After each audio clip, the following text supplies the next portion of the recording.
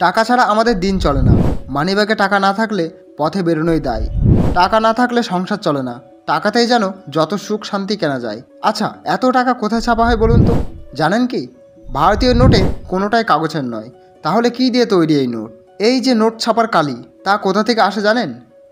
টাকা থাকলেই পকেট গরম, না থাকলেই সব ঠান্ডা। ভাবুন তো, যদি আপনার একটা টাকার গাছ থাকতো, ইচ্ছে মতো নোট কুড়িয়ে নিয়ে বাজারে যেতে পারতেন আপনি। কিংবা ঘরে যদি থাকতো টাকা ছাপানোর মেশিন, কি ভালোই হতো, তাই না? হাতের পর্যাপ্ত টাকা থাকলেই কিনে নিতে পারবেন যেটা ইচ্ছা। শুধু কি তাই, টাকা থাকলে খাওয়া দাওয়া কেনাকাটা সবেতেই মনের ইচ্ছা মতো খরচ করতে পারা যায়। কখনো কি ভেবে দেখেছেন, যেই টাকা জীবনের সুখ তৃপ্তি আনে, সেই টাকা কিভাবে এবং কোথায় ছাপা হয়? খেয়াল খুশি মতো নয়, এই নোট ছাপা হয় ভারত সরকার এবং রিজার্ভ ব্যাংকের নির্দেশে। রিজার্ভ ব্যাংক অফ ইন্ডিয়া তদারকিতে সরকারি প্রিন্টিং প্রেস এই দায়িত্ব নেয়। সারা দেশের মধ্যে এই রকম মাত্র 4টি ছাপাখানা রয়েছে। 4টি প্রেস রয়েছে নাসিক, দেওয়াস, মহীশূর এবং শালবনীতে। সেখানেই নোট ছাপা হয়। তবে নোট ছাপাবো বললেই হলো না, সেজন্য অনেক ঝুঁকি রয়েছে। এই নোটের কালি আনা হয় সুইজারল্যান্ড থেকে। এজন্য বিশেষ ধরনের কালি ব্যবহার করা হয়।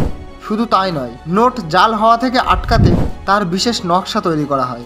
এরপর সেই নকশা পাঠানো হয় ছাপাখানাগুলিতে।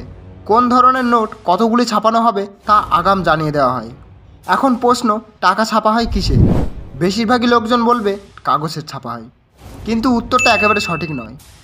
ভারতীয় নোট তৈরিতে 100% কটন ব্যবহার করা হয়। চমকে দেওয়ার মতো হলেও এই তথ্য খাঁটি।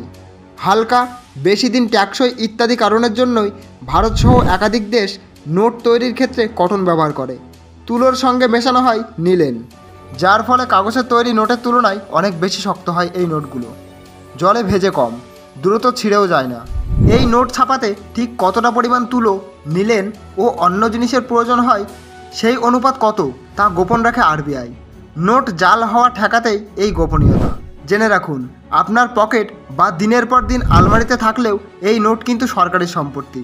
আপনি ব্যবহার করতে পারেন, কিন্তু কোনোভাবেই নোট ছিঁড়ে দিতে অথবা পুড়িয়ে ফেলতে পারেন না। সেক্ষেত্রে আপনাকে ফৌজদারি কার্যবিধি অনুযায়ী জেলে ঢুকতে হতে পারে। ভারতীয় নোট দেশের অর্থনীতির বুনিয়াদ। তাই এই নোট যদি জাল হতে শুরু করে, সেক্ষেত্রে অর্থনীতি ভেঙে পড়ার আশঙ্কা রয়েছে। তাই নোট ছাপানোর ক্ষেত্রে নানান প্রযুক্তি ও সাবধানতার সাহায্য নেওয়া হয়।